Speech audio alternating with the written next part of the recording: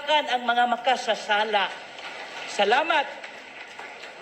So by accepting that we are sinners, we have the reason to be here.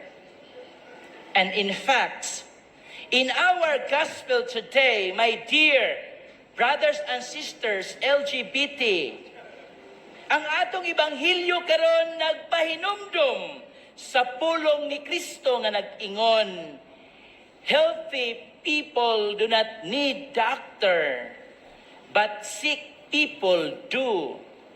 I do not come to call the righteous, but sinners. So kita ang hinungdan, ngano ang pulong na himong tao? Ngano ang pulong na himong unod? Ngano si Kristo nagpakatao tungod sa atong mga sala? Ug tungod sa atong mga sala, gipadayon ang paghigugma ni Kristo kanatong tanan, kay gusto niya nga kita luwason.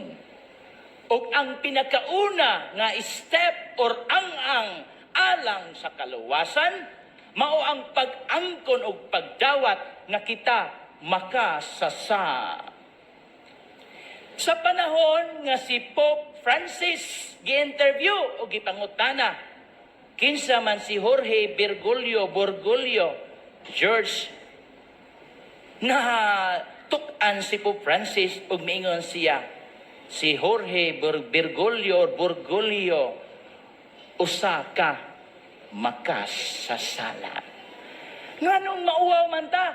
Ngayon nga makasasa kang dako, pasalamat kay imong sa dako. Buti pasabot, mas dako ang luna og panahon nga ihatag ni Kristo nato. Pero kung ingnon kang makasasa kang gamay, gamay ra pod ang atong panahon ni Kristo nga iyang ihatag nato. Suwa na magpasabot mga igsuon nga muhimo tagdako nga sa. Kundi kadtong nakahimo og sa nga dako, dito ra ta kutob. Unya atong paningkamutan sa pagbag-og pag-usob para ang atong debosyon sa balaang bata dunay rason ug dunay sangputanan. Mao nga we have the reason to rejoice and be glad. Tungod kay si Kristo mianhi alang kanato, kanatong mga tao nga dunay kalag, mga tao nga matinuuhon. Mao nga sa atong ibanghilyo, gipakita ang hulagway ug imahe ni Kristo, isip usa ka physician, isip usa ka doctor, isip usa ka healer. Nganong doon na may physician, doctor ug healer? Tungod kay dunay masakiton. So kung way masakiton, unsay gamit sa doctor? Wow! So kaning mga doktor, malipay daghang masakiton, sorry ha, ako rane. Kay kung wa nay masakiton, wa nay doktor, di ba? Kung wa nay masakiton, wa nay hospital. Tanawa, daghan kay mga hospital nga nitubo, nagpasabot nga daghang masakiton. Sa atong simbahan usab sa Basilika, nagkadaghan ang mga tao, nagpasabot nga nagkadaghan ang mga makasasala. Amen? Nindot kayo, hinaot pa. Karon nakabantay mo, tuwa na dito dapit, ang atong entrance, exit, labasanan, gawsanan, unsa pa diha. Na dito na, sunod tuipon, basig mabutis mitro kay sano, ato na ta mag-entrance. Mga akong suggestion ninyo, ayaw na magbuhat og sala para gamay na lay manimba, di ba?